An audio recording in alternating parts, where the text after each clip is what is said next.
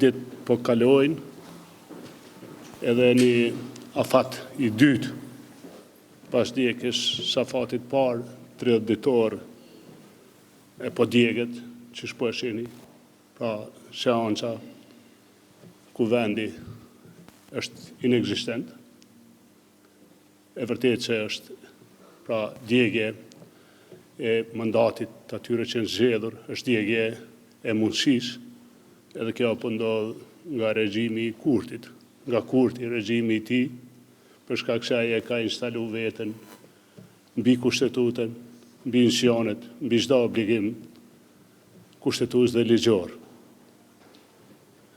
Mos thirrja e seancës me arsyetimin se nëse s'ka marrëveshje ndodh dhunë seancë, është vetëm alibi.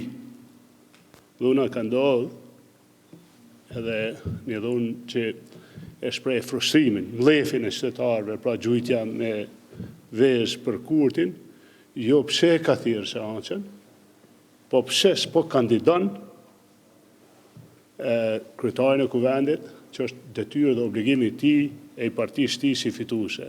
Pra jo pse ka thirrë seancën, po pse po na humb seancën, mandatin, pse po e djeg mandatin e deputetëve. Çështja e marrëveshjes për president, edhe kjo është një alibi që ndodhet qëllimshëm, pra e shtyn, edhe në këtë mandat të dytë cilin po e djeg, pra e shihni, çdo 48 orë duhet thirret seanca. Nëse don zgjidhje Kurti, pra regjimi i Kurtit, me thënë drejtën është nderin e kësaj legjislature, po edhe të çdo legjislature që t'ja vazhdojmë mandatin presidentit Thaçi. Atij është marrë mandati nga një ndërhyrje ligjore dhe me kthimin e tij është nderin ton si shqiptar, si kom, jo për shkak ndonjë afërsie partijaka politike, po për shkak një kundërpërgjigje të armiqve të Kosovës që kur nuk flajnë, që t'ja vazhdojmë mandatin. Ka edhe x opsione tjera, mos me mbajt peng Kosovën.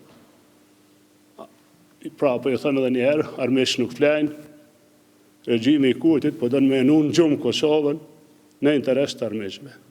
Ju falenderit.